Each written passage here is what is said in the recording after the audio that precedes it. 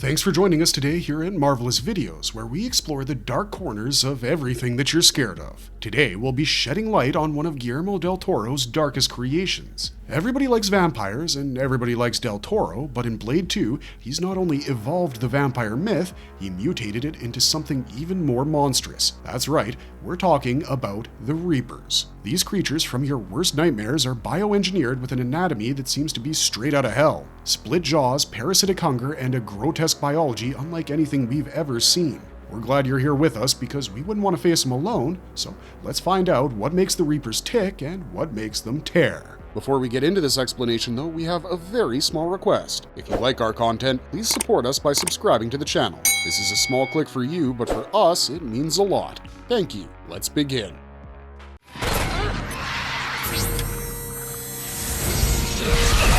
Who are the Reapers from Blade 2 and what is their history? As we already know that the character of Blade is a daywalker, it's safe to assume that these creatures, known as Reapers, might also have something to do with vampirism. Well, kudos to you if you were able to come to that conclusion. The Reapers are basically a mutated gene of vampires, but they're not like your good guy mutants from the X-Men. Oh no, these guys are downright terrifying, so much so that their own species is scared of them. Now, if you remember, there's an ancient vampire elder who is known as Eli Damaskinos. He's the one responsible for the creation of the Reapers. Since he's a pure-blood vampire, he shares the weaknesses that the entire vampire race has, which are garlic, silver, and sunlight. So, in order to eradicate, or rather overcome these weaknesses, Damaskinos came up with a strain of vampirism that he produced using his own DNA through a process known as genetic sequencing. The newer version of vampires that were created as a result of this strain are known as the Reapers. So, even though this strain managed to overcome some of the main weaknesses and improved the strength levels of vampires, it was still not a better option. This is because their enhanced abilities also led to an enhanced metabolism. Due to this, they felt the need to feed constantly. Like, instead of feeding in a week's time like normal vampires, the Reapers wanted to feed every few hours. This became highly problematic because soon they stopped seeing the difference between feeding on a human versus feeding on a vampire. So, I guess Damaskinos' intended plan failed.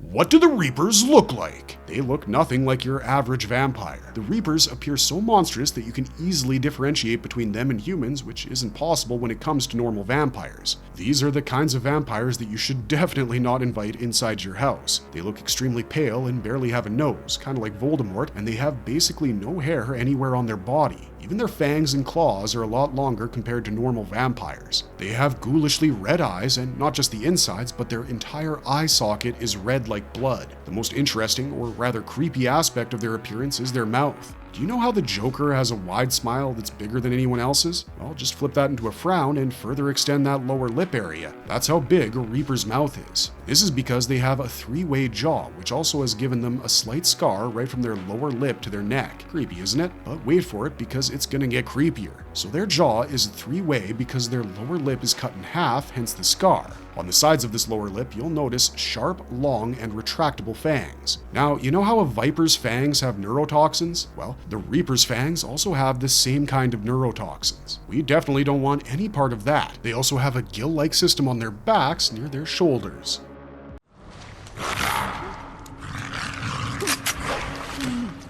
What adaptations do the Reapers have for enhanced blood consumption? This is where things get way creepier. So, their big mouth actually holds a very weird kind of tongue which they use to drink human as well as vampiric blood. This tongue is similar to the shape of an elongated organ, for example an elephant's trunk. It's also equally muscular. The ends of this tongue are like barbed tendrils that open up like a flower that's blossoming and has 6 petals. But of course, it's not as pretty as a flower because there are tiny teeth on each of the 6 parts, blood veins, and 2 small, thin, long, spike-like tongues which look like tentacles that come out of it. This entire structure of the tongue basically latches onto the victim so that the Reaper can suck blood easily since this tongue is, of course, connected to the esophagus. It then contracts back inside their giant mouth when they're not using it. For you. How do the Reapers' bodies handle physical damage? We already know that the Reapers were created to sort of surpass the usual vampires. Well, they did a great job at this because the Reapers became the physical embodiment of pure evil and the monstrous desires of a vampire. There are many adaptations of creatures like vampires that try to show us a more humane side of them. For example, films like Twilight or shows like The Vampire Diaries. But through Blade 2, Guillermo Del Toro wanted us to be able to see vampires for who they truly are, monsters. Even though the Reapers lack intelligence, they make up for it with their enhanced abilities. For example, they have incredible regenerative powers, and it surpasses even the likes of normal vampires. Since they possess immunity to some of the vampire's weaknesses, like garlic and silver, they become a perfect match for Blade. And as a result of surpassing these weaknesses, they can truly hold their own in the deadliest of battles. Now, our typical vampires would at least be taken aback or knocked over if they were shot with a non-silver bullet, right? But the Reapers are special. Nothing happens to them when you shoot them. For them, removing bullets is like dusting feathers from your jacket. In fact, their heart is covered with armor that protects it from the front as well as the back.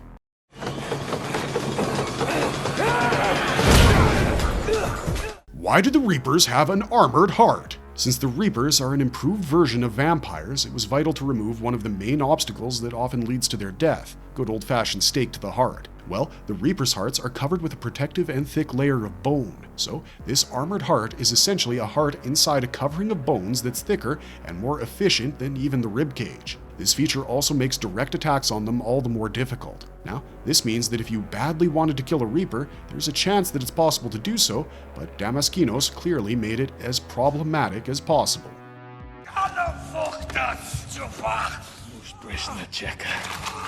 How did the Reapers transfer the Reaper strain to their victims? Remember that part where we went into all the weird details about how their mouth is formed, especially the strange tongue? Well, that plays a key role when it comes to the Reapers creating other Reapers. When they open their mouths and the tongue with barbs on it latches onto a victim, it doesn't just suck out their blood and feed the Reaper, it also allows the Reaper to transfer some of the Reaper's strain into their victims during this process of feeding on them. They also don't end up struggling against their victims because of those huge fangs on the corners of their split jaws. Those aren't just for show. When a Reaper starts to feed, the fangs come out and inject the victim with neurotoxin, which leaves them unable to move. This allows for a pretty smooth transfer of the Reaper strain.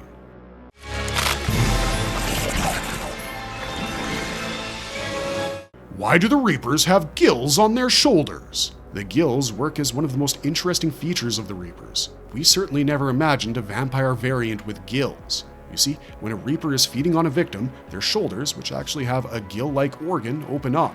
This makes the victim secrete something like a trigger pheromone, sort of like a scent that allows other Reapers to track them down and join the feeding party. I guess there's a huge sense of communal harmony among these horrible monsters.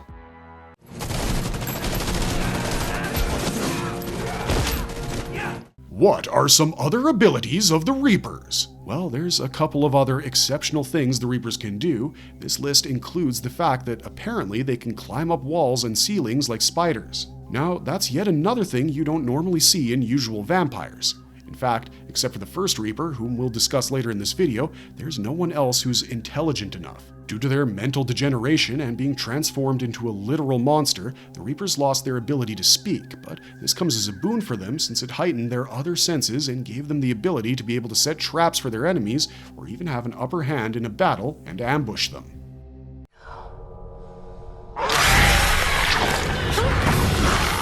Where does the idea of the Reaper's oral anatomy come from? This is quite exciting, since when you first watch the Blade series and check out the Reapers, you might think that this kind of vampire is so strange and uncommon, but let's go down the lanes of history and take a look at Balkan and Polish folktales. They show us creatures like vampires who have stingers or tentacle-like things coming out of their mouths, which almost look like fingers. Unlike modern versions of vampires who use their teeth to puncture and then suck like a regular human being, these creatures have used such kind of tentacles to do the job. In fact, the Balkan or Romanian vampires have been the greatest influence on the modern retellings of vampire mythology, even Bram Stoker's Dracula. Now, when it comes to our Reapers, you'll notice that their oral structure is heavily based on a creature known as Strigoi, who appears in Romanian mythology. They even have a split flap-like jaw opening and a huge tentacle coming out of their mouth.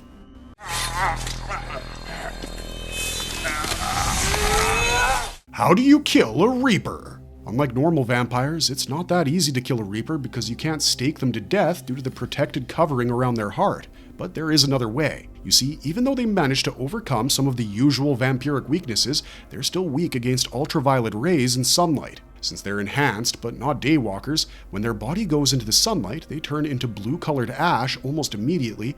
On the other hand, our normal vampires turn into orange ash. I mean, the process is slower for normal vampires, but pretty quick for Reapers. It clearly sucks to be them, despite all of those enhanced abilities. However, there is another way to kill a Reaper, which Blade shows us when he kills the first Reaper. As we already know, the hearts of the Reapers are encased in bone, but what's interesting is that it's only covered from the front and back, so the sides of their hearts are actually exposed. This means that if you find just the right angle, you might be able to stab the sides of a Reaper's heart and kill them.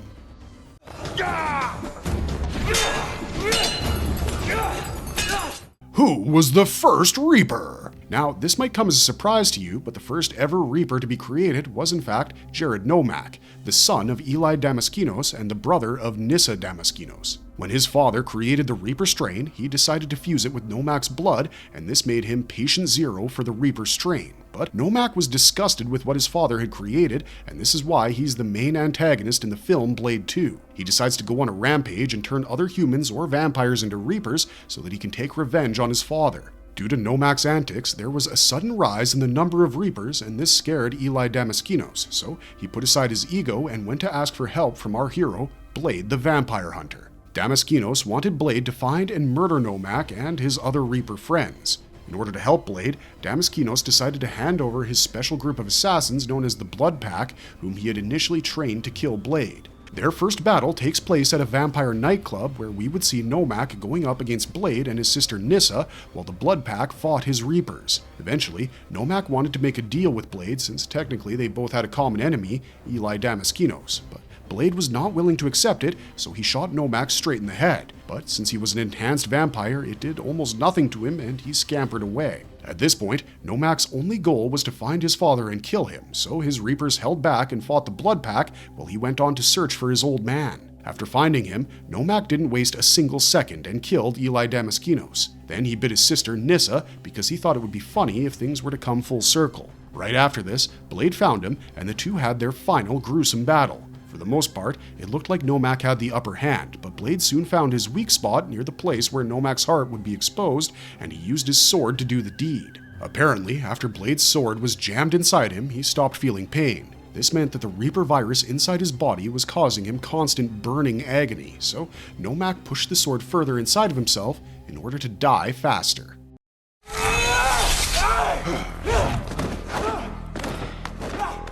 What were Jared Nomak's strengths, weaknesses, and personality? Nomak's goal was pretty straightforward. He intended to eliminate the entire vampire species, especially their leader, who had produced this monstrous strain and then abandoned him. Clearly, Nomak had daddy issues and felt betrayed by him, which is why he first wanted to kill his father and then all his underlings. In our opinion, Nomak can be seen as one of the most agreeable and sympathetic villains in the Blade series. After all, he never agreed to become a Reaper. Damaskinos literally took advantage of him by going against his will and forcing him. Nomak's Reaper strain gives him access to superhuman speed, ability, strength, and endurance, as well as enhanced senses. Similar to the other abilities of the Reapers we saw earlier in this video, Nomak possesses all of them. In fact, compared to the other Reapers, he's the only one who's able to retain his ability of speech and intelligence after becoming a Reaper. He's a smart and skilled tactician since he has the ability to think for himself and make plans. After all, he did come up with the whole plan to evade Blade, tell his mentor, Abraham Whistler, about the true origins of the Reaper strain, and kill his own father. These are some of the things that any other Reaper wouldn't have been able to do. He's also exceptionally good at hand-to-hand combat, which was evident during his fight against Blade. In fact, some of his moves were clearly superior to Blade's, since compared to normal vampires, Nomak is not weak against garlic or silver, and even the EDTA solution for that matter. His only proper weakness was against sunlight, since the Reaper strain couldn't make him a daywalker.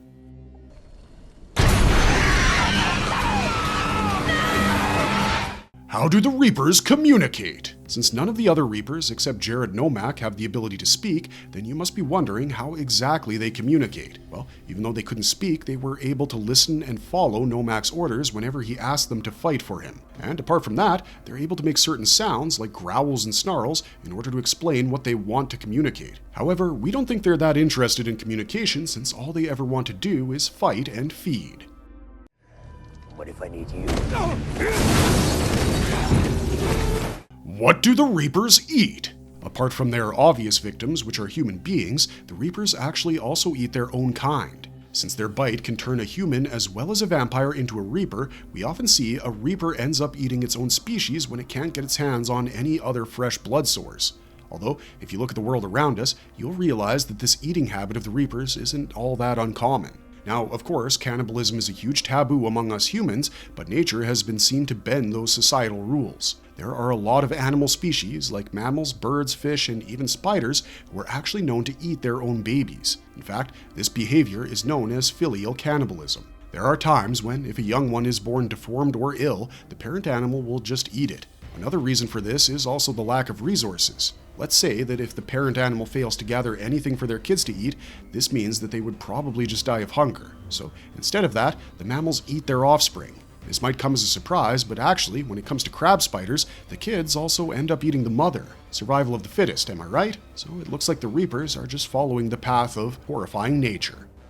What happens when the Reapers are unable to eat for a few hours? Well, except for Nomak, all the other Reapers have an insanely high bloodthirst. In fact, they must eat every couple of hours, otherwise the result could be quite gruesome. You see, if they're unable to eat for a few hours, they'll probably end up killing themselves. This is because their metabolism is so fast that, due to their increased rate of hunger, if they don't feed on fresh blood, their body will start feeding on itself. They'll literally start to eat themselves from the inside, and this feeding process might not stop even after they're brain dead. That's a little too cruel, don't you think?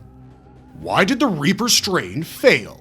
We already know the strengths that the Reaper strain ended up giving to the Reapers. However, due to this insatiable hunger for blood, it ends up becoming a failure because technically, if you think about it, it's not economical for any kind of vampire to keep feeding all the time. Otherwise, they're bound to get caught, and unlike normal vampires, the Reapers can't just choose to skip a meal or two because we all know what would happen to them if they didn't feed. So it's kinda like if the original vampires were heroin addicts who could survive not injecting every day but have to do it maybe every week, then the Reapers are basically like crackheads because they need to devour their drugs pretty much every minute.